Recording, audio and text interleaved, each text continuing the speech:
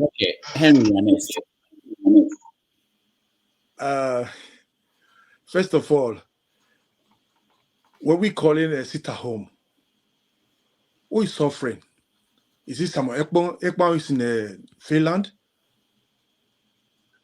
We have to check it in a different way. He's going to work, he's doing his things, but people in Nigeria are suffering. He says sit at home. In Kanu, I support Brafa. I support Nnamdi Kanu. When Nnamdi Kanu was around, things like this were not going on. Most of the Igbos are united. But look at it now, since Ekpa is a fraud. Let me forget about it. He's a fraud. If he care about his own people, who are okay, look at the people who are they killing in the east. Is it Bini? Is it Yoruba? Is it Hausa? Is it other tribe? The same Igbo people they are killing them. Who is suffering? The same Igbo people. But somebody is sitting down telling me if this happened to them in the Yoruba land, they will be happy. Look at the Lagos himself. Who is ruling them? The Akbar is ruling the people in Lagos. What did you do about it? What did you do? You that is talking about it, you support a sit at home. What are you doing about this? Your Akbar ruling Lagos till today. We should call a spade a spade. People are dying. People are suffering in the east. I'm a Benin man. I'm a born Benin. I was born in Lagos. See you later there. I see the way people are suffering in that same Lagos that we are talking about now. They don't have sit at home. They are living their life. But what about the people in the east? They say sit at home. They don't go to their job. The economy is dying there in the east. We are sitting in Western country having good life, talking about sit at home. What a fraud is that? It's a big fraud. If they say everybody in Nigeria should sit at home, that would be something. Just only in the east, people are suffering. And somebody's here in the Western countries having the guts to come out and say, sit at home, we support sit at home. Kiss my ass. Sorry for my language. I'm sorry. I take it back. Give me a break. Henry, thank you. Okija, you're next.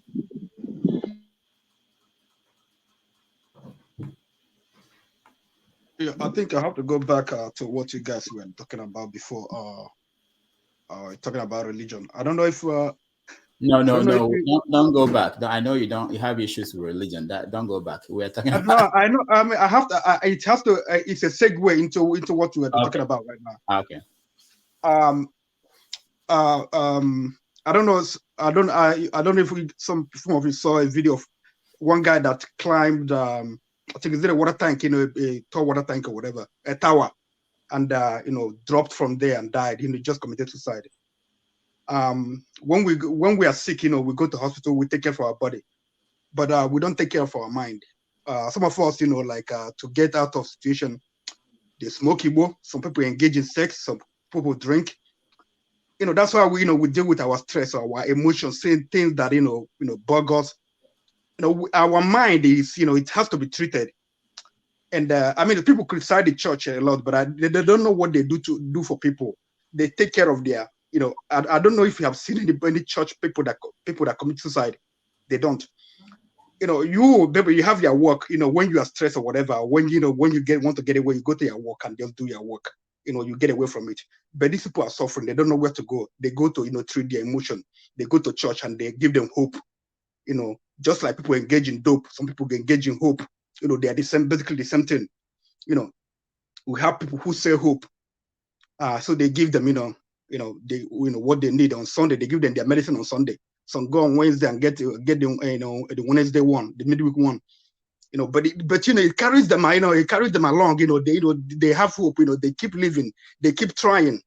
So that's what the church, does. What Christianity or whatever, or religion, what it does to, for people. So if you don't understand it, you have problem. Because you yourself, you engage in so many other things to get your mind, steady.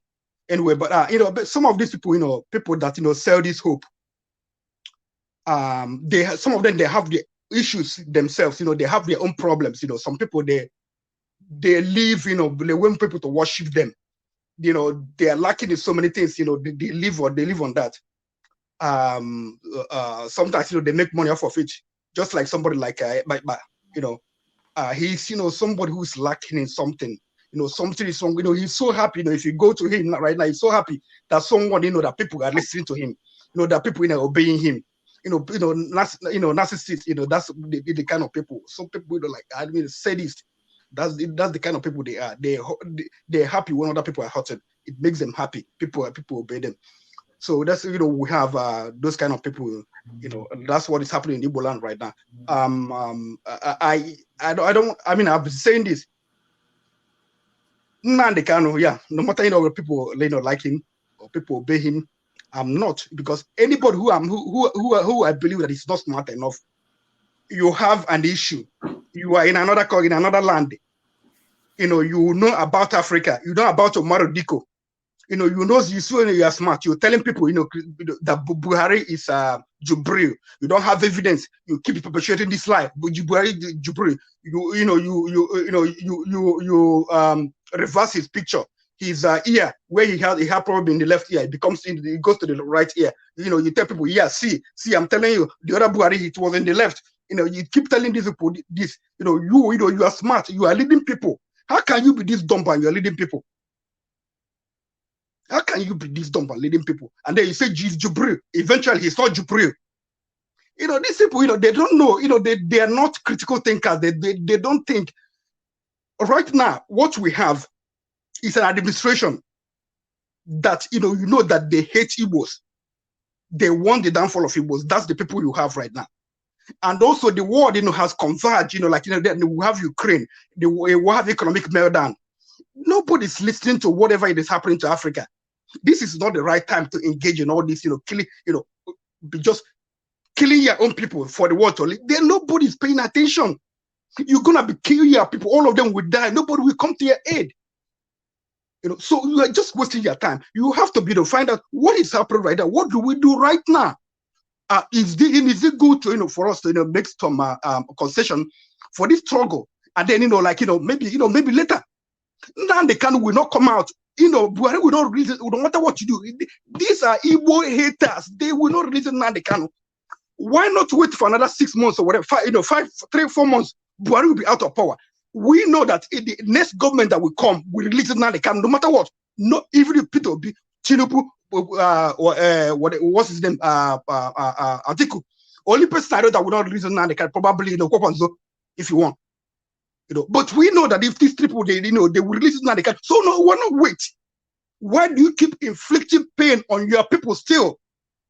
Even during the World War, if in America, if they're fighting during the Christmas, they had a Christmas truce so that people will celebrate Christmas. But during Christmas period, when you know that that's the height of celebration for your people, you lock them down.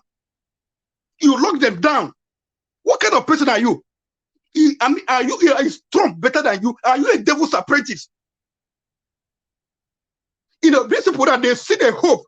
They see majority of Southeasterners, they see hope in Peter Obi, and you want to deny them this hope just because you want to feel that people respect you, that people listen to you because of what you are lacking in yourself. You are lacking psychologically. You are not all right. Something is wrong with you. You need to see a psychiatrist. You need to take your medication. Stop killing people in the Southeast. Many people have died. People don't go to hospital because you call people, baby, you send them message in the East. They have to plan so that you will not be on Monday. So that people are sick. They pray to God that they don't get sick on Monday. What are you inflicting to people? Go to other struggles. Colombia, the facts, they fought. They were killing their own people. They got tired. Nigeria, well, nobody is coming to your aid. Get that into your heart. Biafrans, people who are PIPOP members, nobody is coming to your aid. Nigeria will send bombs there. Nobody will intervene. The West will not say a thing because they've described you as a terrorist organization. And right now, the world has converged on some issues. Terrorism. If you are inflicting pain, if you are carrying arms, you're a terrorist. So I don't know what we have to do. Some people who are saying that Igbo leaders should do and talk to them. Mbazulika Mech, he died. He went to Buhari and they begged him. What's his name? Former governor of Anambra State. All of them, they went to him and they begged him. And Mbazulika Mech told him, give him, release him to me. And that's what you have to face off. Think, who are you fighting with? Find about their psychology, the way they reason, the way they think, so that you know how to deal with them. But you are not reasoning, you are not thinking. These are Igbo haters. They will not release Nnamdi Kanu. Okay, the court gave the Supreme Court rule yesterday, the other day, that the Naira policy that they should continue using Naira. Malami said that they will obey the court order, but the court has said that they will release Nnamdi Kanu. They have not obeyed that. So don't you understand that something is going on? Read the psychology of people who are dealing with you. Know how to deal with them. Don't be stuck in your own ideology, your own philosophy, your own way of doing it, so that sit at home. Come back and appraise your situation. What is happening? Are we realizing some results? If not, change your strategy. Don't be stuck on it. And they kill your own people. They are dying. There is no food. There is hunger. I don't know. I'm just tired, bro. Thank you, guys. Thank you, Okija. Thank you so much. Eddie, you're next. Good evening, Doctor. Yeah, we'll just start by good evening, everybody. I'll start by saying I saw somewhere on the net where America was issuing statements. American ambassador, somebody was issuing statements about monitoring Nigerian election, like they shouldn't make sending observers and all that. So my statement to that was, how can America that till today you people are still doubting the outcome of your election, give Nigeria advice on elections? But that is by the way. Anyways, nobody should fault you, Dr. Damages, for talking about Simon Ekpa on this show, because if not for you, I wouldn't even know who Simon Ekpa is, because I don't follow most of the things in Nigeria, and like this statement is made now, I wouldn't have heard of it if not for you. So I think it's good that you bring this information to us. And the second thing is, it's now, as he's made his declaration or his statement, it's now up to the Nigerian government to take it. It's a challenge to them. So if he said there won't be an election, all this while they've been having sit at home, and the Nigerian government has been keeping a blind eye to it. So now let's see if it will hold water. So now the challenge is now up to the Nigerian government. Let's test and see how if so it's now some Ekpa and his organization versus the Nigerian government. So we'll see how it goes. And as for my Igbo brothers, Igbo people are one of the most relentless, hardworking people, and it will be. I won't believe that someone will sit down somewhere to tell them what to do and what not to do, and they will hack into that. So it's something, yeah, it's something that we'll see how it goes. But yeah, over to the Nigerian government. Thank you. All right, thank you, Eddie. Nelson, you're next. Nelson, 1 minute. Yeah. Okay. Good evening, everyone. Yeah, about the Nnamdi Kanu issue. Yeah, I think they should allow the southern eastern people to vote. Yoruba, but personally, I support Peter Obi. I'm not obedient, but I support Peter Obi for the presidential election. I believe when you stop the southern people from voting, it's like sabotaging Peter Obi 100%, because most of our vote, we expect most of our vote to come out of that area.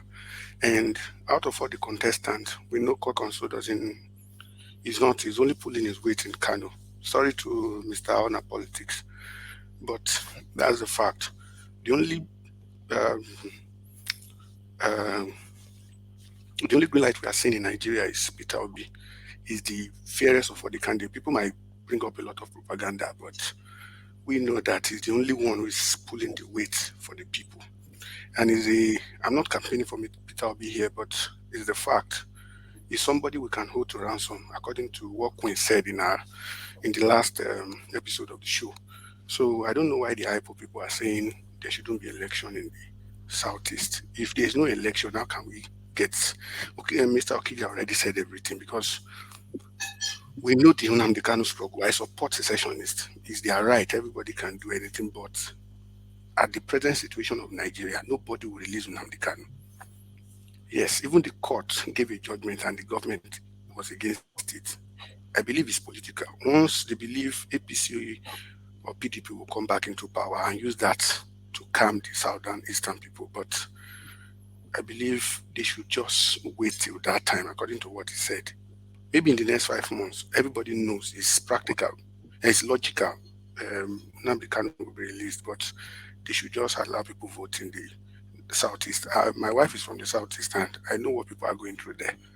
That lockdown is affecting even the school boys, primary, secondary school students. It's affecting everybody. Nobody goes to school on those days.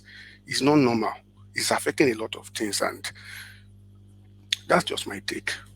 That's just my take. Before you go into politics, that's just my take for now. All right, thank you. Obi, I know you want to respond to Kwankwaso, but wait, we'll get to that.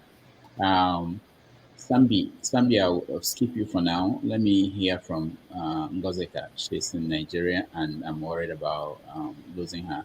Ngozika, welcome to the show. Everyone.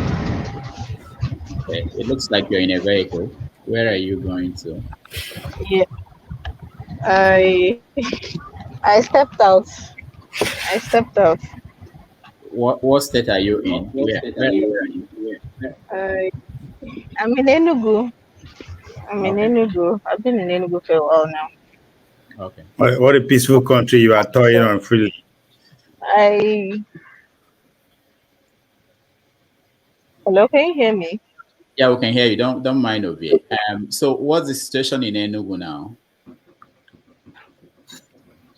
Yeah, it's the new Naira notice is causing serious issues down here. People are rejecting the old notes, and rightly so. And a lot of people still have the old notes. They don't know what to do. They are caught in a limbo. They can't go forward. They can't go back. Everybody's trying not to be stranded because you can hardly withdraw. Most of the POS operators are still giving out old currencies as at today. And if you say you go to the ATM to collect a new currency, you most probably spend the whole day there and you might not get the new currency. As I speak to you now, if the cash I have with me finish, I will sleep wherever I am because I won't be able to get home. Is that bad? And it's not everybody that will collect transfer. Collect transfer. Hiking. Okay. We went hiking, Now, and when we descended from the hill, at the foot of the hill, everybody was tired. We needed transportation to go home. It was bad because none of us had cash. None of us. Any keke we stopped and we told them, we are going to this place. They will tell us the amount. I will tell them, okay, will you collect transfer? They will say transfer. Okay. We'll just on their ignition and move. We had to do the part of the journey on foot, and it was not funny. So the new Naira note is really causing issues down here. okay. All right. Let me ask you a few questions. One is about Simon Ekpa. We just finished the conversation on that. Did you hear anything he said about the election? Oh, it's on Twitter, but on the street, I've not heard anything. Do I've you not think heard that anything people on the street. do you think people will obey, that people will stay away from coming out to vote? You know what these people do? Their modus operandi is force and chaos. What they do is, whenever they say people should not come at home, most of the times people disobey them, and they use a few people to set example and circulate the video. So when you now see the video, you'll be scared to go out. When your family sees the video, they will not want you to go out. That is what they do. So if he's saying people should not come out for elections, then it only means one thing. They are planning to bring chaos. So I would expect that the relevant security agencies will be at alert, because what they're going to do is put so much fear into people that the thought of coming out that day. Already, I've heard a couple of people say they're not going to come out that day to vote, that did not want to be running for their lives. I've said this thing on the show before. Somebody said I was exaggerating. I have heard people say it. They are not going to come out that day, that they don't want to be running for their lives. So he making this pronouncement now is, I really wish something could be done to tame that guy. It's going to impact negatively, especially on that day. It showed me that instead that they should just come out, burn one car, burn two cars, shoot one or two people, and run away. So they will not come back home. They will not come back. But the fear that something has already happened will deter a lot of people from coming out, and that is what I'm scared about. All right. Thank you. Thank you so much. Let's go to Sambi. I hope that's not a Sambisa. Sami, Okay. it's just an abbreviation of my names, Samuel Okay. Ibe. Okay. Yeah. So this is my first time joining this show. Oh, thank you. Good afternoon, everyone from Cardiff. My name is Tochukwu, and before now, I used to read Dr. Rudolph's articles on Sahara Reporters when I was in secondary school, and the rest, Okendibe, Sonala, Olumese, who else? Farouk Berogi as well on Sahara Reporters. So I know what they think, their philosophies, what they write about, even without reading their names. I just know from the title of their articles, who exactly is writing and the rest. Okay. So thank you. Okay. So about Simon Ekpa and his threat. Well, I think when Nnamdi Kanu started, he started well, and he gained followership from the youths and the rest, from what he was talking about, liberation, emancipation, freedom, which we all know. My father fought in the Biafran War, and I read quite a lot about Biafra, Emeka. There was a country, half of a yellow sun, and I think I know virtually everything he's talking about.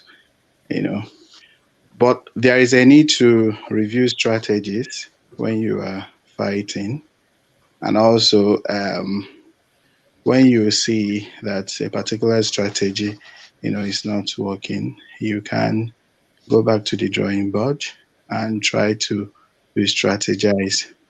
The issue of the sit at home, when it started, was to put pressure on the government, like someone mentioned here, to try to obey the court orders, because we all know that the courts would release Nnamdi Kanu because the federal government didn't really have anything against him.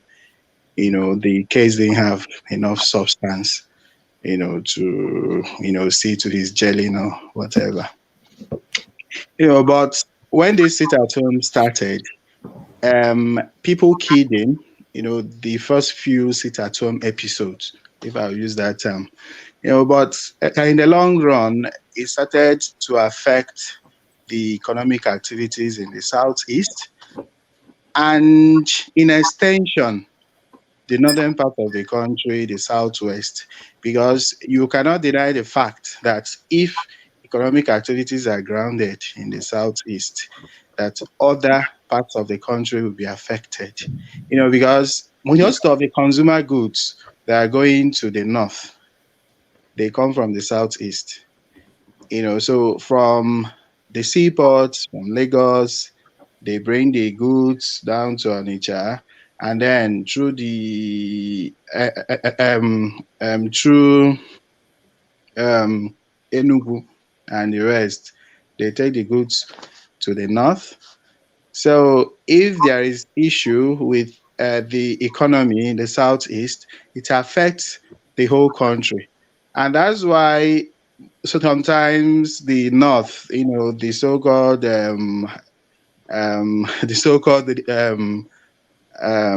fora in the north, the Northern Elders Forum, they keep on complaining about what is happening in the southeast because it's going to definitely affect the north economically. So I think